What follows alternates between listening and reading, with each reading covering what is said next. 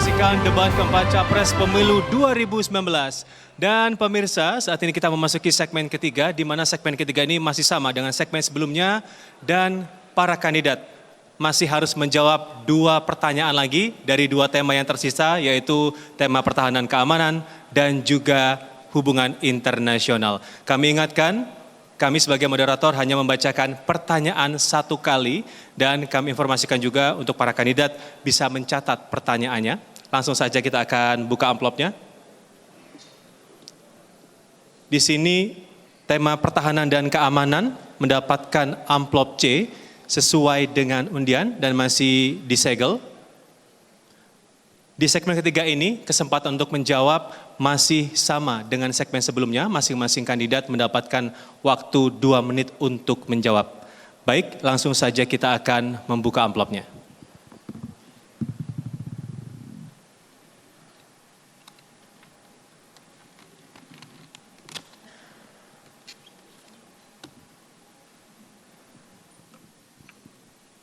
Saya akan bacakan.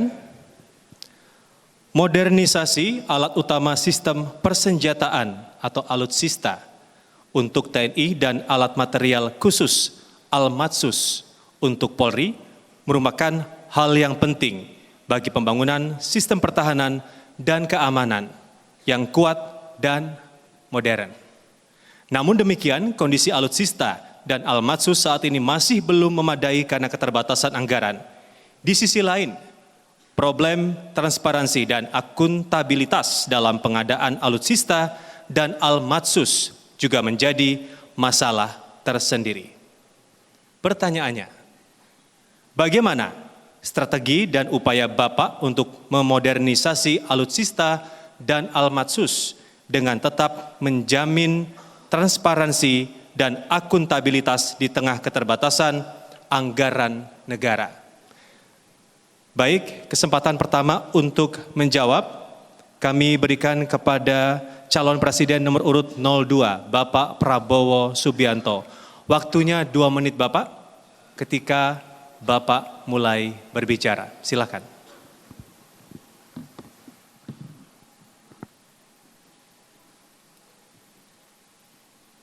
Jadi pertahanan keamanan adalah sangat penting bagi suatu negara.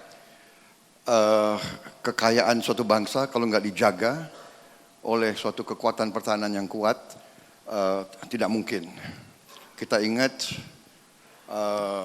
adagium dari Thucydides, ahli sejarah Yunani, 2500 tahun yang lalu, mengatakan bahwa the strong will do what they can and the weak suffer what they must.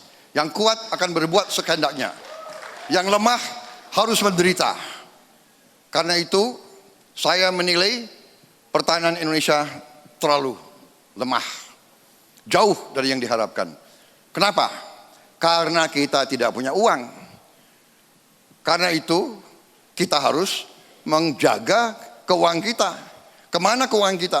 Keuangan kita, kekayaan kita, harta kita tidak tinggal di Indonesia. Karena itu kita lemah. Mau kita diplomasi apa? Ini duta besar di sini. Your Excellencies, welcome. Apakah kita sadar bahwa sebenarnya kita diejek? Dia senyum di depan kita, tapi we have nothing, we have no power. Menteri Pertahanan dulu, Pak Yuwono Sudarsono mengatakan kepada saya, I'm not the Indonesian Minister of Defense. I'm the Indonesian Defenseless Minister. Jadi, bagi saya, kita harus tingkatkan, pertama adalah anggaran pertahanan, tapi untuk itu kita harus membuat sistem, hentikan kebocoran, kurangi korupsi, rubah sistem sehingga kekayaan Indonesia tidak mengalir ke luar negeri. Ini masalah inti. Terima kasih. Kami mohon tenang. Baik, selanjutnya kesempatan berikutnya saya berikan kepada Capres nomor urut 01, Bapak Joko Widodo. Waktunya sama Bapak untuk menjawab 2 menit dan dimulai ketika Bapak berbicara. Silakan Bapak. Penting sekali yang namanya gelar pasukan yang terintegrasi. Artinya kita tidak Jawa sentris. Oleh sebab itu sudah saya perintahkan kepada Menhan dan Panglima untuk membangun Divisi 3 yang telah mulai ini bekerja, Divisi 3 Kostra di Goa, kemudian Komando Angkatan Udara di Biak, kemudian Armada 3 Angkatan Laut di Sorong. Ini sudah dalam proses pembangunan dan segera akan jadi. Saya juga telah memerintahkan untuk gelar pasukan di 4 titik penting. Gelar pasukan terintegrasi yaitu di Natuna sebelah barat, kemudian di Morotai sebelah timur, kemudian di Samlaki dekat Masela itu di sebelah selatan, dan kemudian di Biak. Apa yang kita harapkan dari gelar pasukan ini? Artinya titik-titik pinggir yang ada di negara ini semuanya terjaga. Dan juga perlu saya sampaikan bahwa yang namanya radar maritim kita, radar udara kita ini sudah menguasai seluruh wilayah kita 100%. Karena ada 19 titik radar udara kita yang telah terkoneksi. Ada 11 titik radar maritim kita yang telah tersambung dan terkoneksi. Mengenai anggaran, juga perlu saya sampaikan, anggaran di Kementerian Pertahanan kita sekarang sudah 107 triliun. Nomor 2 setelah Kementerian PU. Artinya perhatian kita terhadap pertahanan ini juga bukan main-main. Bahwa masih ada yang proses, ada yang kurang, inilah yang harus kita perbaiki sebagai pemimpin. Saya optimis dengan penguasaan radar udara, radar maritim yang sudah 100%. Siapapun yang masuk ke teritori negara kita akan Bapak ketahuan. Jokowi, waktunya habis. Akan ketahuan. Terima kasih Bapak. Baik, kita akan lanjutkan untuk Capres nomor urut 02. Silahkan menanggapi jawaban dari Capres 01 Bapak Joko Widodo. Waktunya 1,5 menit Bapak, silahkan.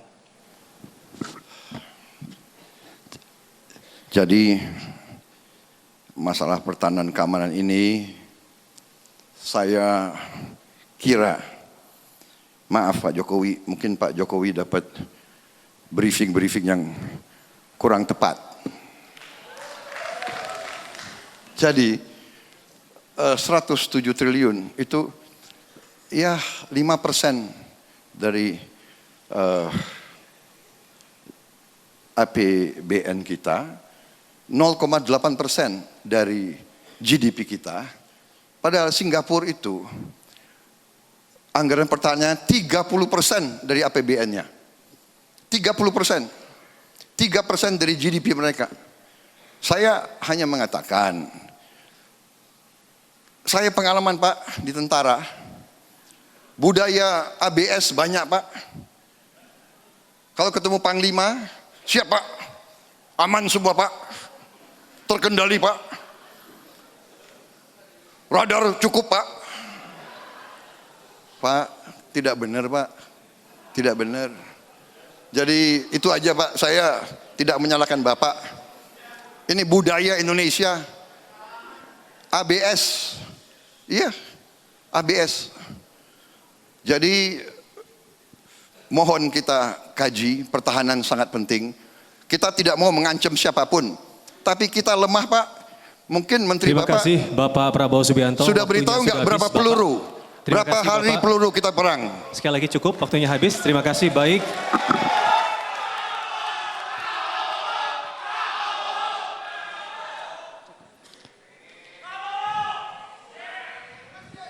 Baik, cukup. Harap tenang, kita lanjutkan kembali. Baik, saya akan lanjutkan kesempatan berikutnya untuk Capres nomor urut 01, Bapak Joko Widodo, untuk menanggapi jawaban dari Bapak Prabowo Subianto. Waktunya sama Bapak, 1,5 menit. Silakan.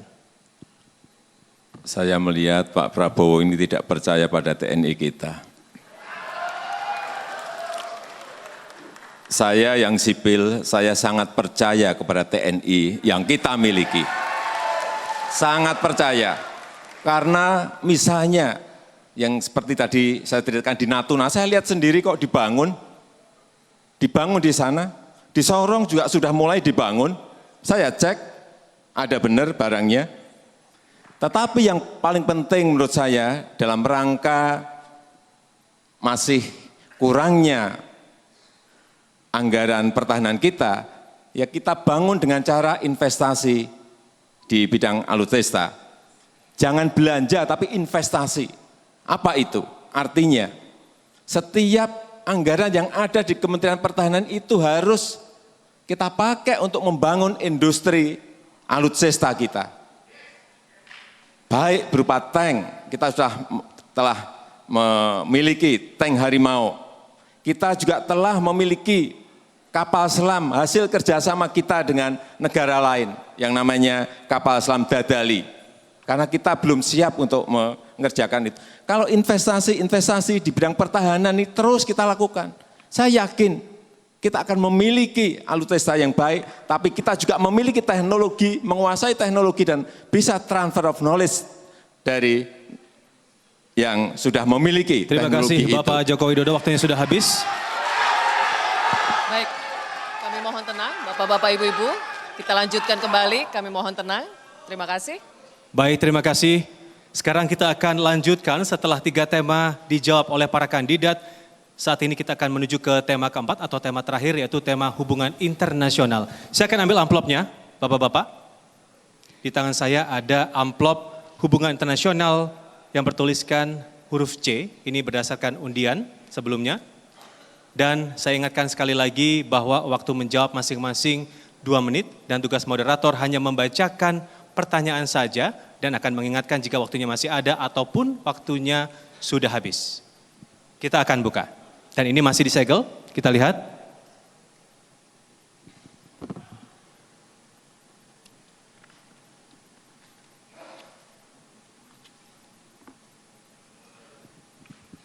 Saya akan bacakan. Diplomasi internasional mengandung dimensi kerjasama sekaligus persaingan. Keberhasilan dalam diplomasi internasional tergantung pada kemampuan negara menawarkan keunggulannya kepada negara-negara lain. Keunggulan tersebut bisa dalam bentuk kebudayaan, ekonomi, pertahanan, dan gagasan solutif. Indonesia memiliki potensi keunggulan untuk ditawarkan dalam diplomasi internasional. Pertanyaannya, menurut Bapak, apa keunggulan bangsa Indonesia yang akan ditawarkan dalam diplomasi internasional dan bagaimana strategi untuk mewujudkannya? Baik, kesempatan pertama saya berikan untuk calon presiden nomor urut 01, Bapak Joko Widodo untuk menjawab. Waktunya 2 menit, silahkan Bapak.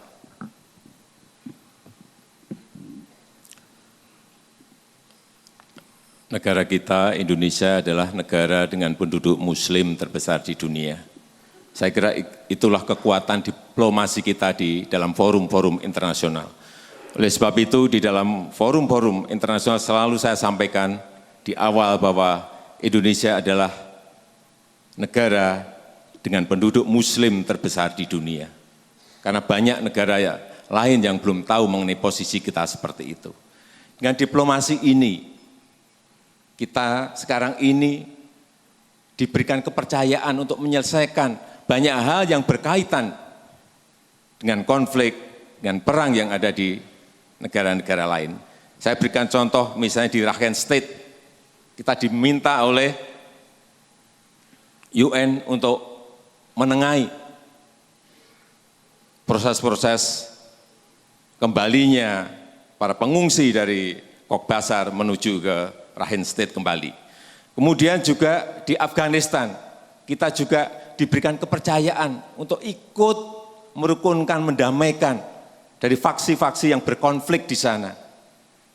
Sehingga inilah juga yang menjadi kekuatan karena kita tidak memiliki kepentingan apapun, baik di Rakhine State, baik di Afghanistan, dan di negara-negara lain. Saya kira kekuatan kita sekali lagi, kekuatan kita sebagai negara dengan penduduk muslim terbesar di dunia ini bisa kita jadikan sebagai modal besar bagi kita berdiplomasi dengan negara-negara lain, termasuk juga dalam kita menawarkan produk-produk dalam perdagangan dengan luar negeri, ekspor. Saya kira ini juga menjadi sebuah kekuatan besar. Potensi-potensi yang ada di negara kita, produk-produk yang memiliki kualitas yang baik, yang masuk ke negara-negara yang memiliki penduduk muslim, ini juga salah satu yang menjadi kekuatan dan Terima potensi kasih negara Bapak Joko kita. Widodo, waktunya sudah habis. Kami persilakan untuk duduk kembali. Kami mohon tenang. Terima kasih. Kami mohon tenang. Ya. Baik, saya akan lanjutkan. Selanjutnya Capres nomor urut 02 untuk berkesempatan menjawab dengan pertanyaan yang sama. Waktunya masih sama Bapak, 2 menit. Dimulai ketika Bapak berbicara. Jadi diplomasi adalah untuk memajukan kepentingan nasional sebuah negara melalui jalan-jalan perundingan dan jalan-jalan pertukaran diplomasi. Tetapi diplomasi tidak bisa hanya dengan menjadi mediator, itu penting. Tetapi ujungnya diplomasi itu harus merupakan bagian dari upaya mempertahankan kepentingan nasional inti sebuah negara. Dan untuk itu diplomasi hanya bisa dan harus di backup oleh kekuatan. Kalau negara kita tidak kuat, dia senyum sama kita. Memang tugasnya diplomat. Sebuah diplomat dibayar untuk menjadi orang baik. Tapi dia tidak segan. Dia hitung kekuatan kita. Pak Jokowi, tolong penasihat militernya. Bukan saya tidak percaya sama TNI. Kapal selam berapa yang kita miliki? Jenisnya berapa? Kemampuannya berapa? Pesawat berapa? Kita negara seluas Eropa. Berapa squadron fighters yang kita punya? Peluru kendalinya berapa? Pak, diplomasi kalau hanya senyum-senyum menjadi nice guy, ya begitu-begitu saja Pak. Kalau ada armada asing masuk ke laut kita, apa yang kita bisa buat? Jadi bukan saya tidak percaya, saya ini TNI Pak, saya pertaruhkan nyawa di TNI. Saya lebih TNI dari banyak TNI. Mohon tenang. Terima kasih Bapak Prabowo Subianto, waktunya sudah habis. Kami persilakan untuk duduk kembali. Kami mohon tenang, pendukung 02, kami mohon tenang. Kami mohon tenang agar dapat kita lanjutkan kembali, kami mohon tenang. Ya cukup Bapak Ibu, bisa kita lanjutkan kembali. Baik, saya akan lanjutkan kembali. Terima kasih. Baik, selanjutnya saya beri kesempatan untuk menanggapi kepada Capres nomor urut 01 Bapak Joko Widodo. Waktunya 1,5 menit Bapak dan akan dimulai ketika Bapak berbicara. Silakan Bapak. Ya, yang namanya diplomasi keluar negeri memang yang pertama adalah kepentingan nasional kita yang harus dinomorsatukan. Kepentingan nasional kita yang tetap harus dinomorsatukan. Kemudian yang kedua juga perlindungan terhadap warga negara Indonesia yang ada di luar negeri. Ini penting sekali. Kemudian diplomasi yang ketiga adalah bagaimana kita bisa menjalin perdagangan, investasi dengan negara-negara lain. Saya melihat perkembangan sekarang ini baik di PTA, di FTA, di SEPA, kita memiliki kemajuan yang sangat besar.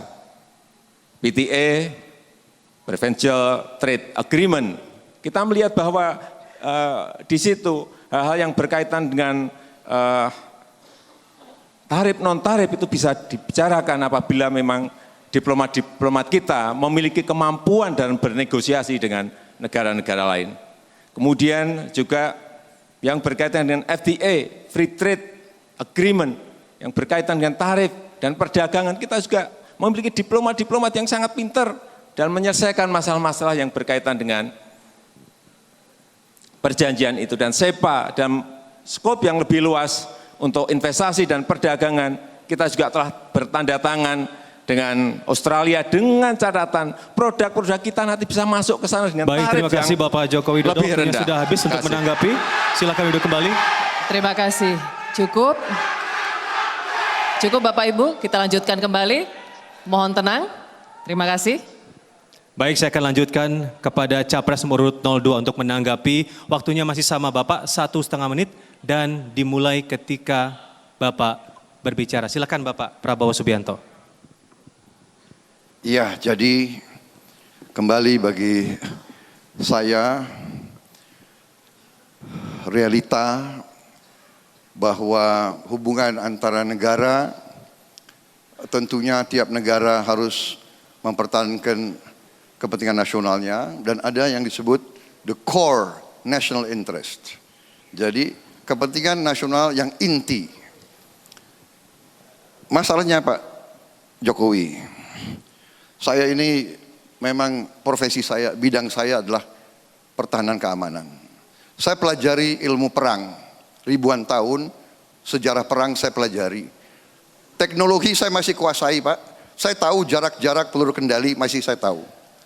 Jadi saya mohon Pak, ini bukan menyalahkan, tapi saya berpendapat kekuatan pertahanan kita sangat rapuh dan lemah. Bukan salah Bapak, salah nggak tahu saya. Elit, ya, yang ketawa. Kenapa kalian ketawa? Pertahanan Indonesia rapuh, kalian ketawa. Lucu ya? Kok lucu?